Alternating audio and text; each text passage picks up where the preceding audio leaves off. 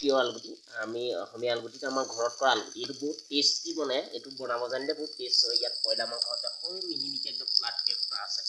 আপোনালোকে দেখাইছোঁ আপোনালোকে এইটো বনাব এইটো তৃপ্তি আছে মানে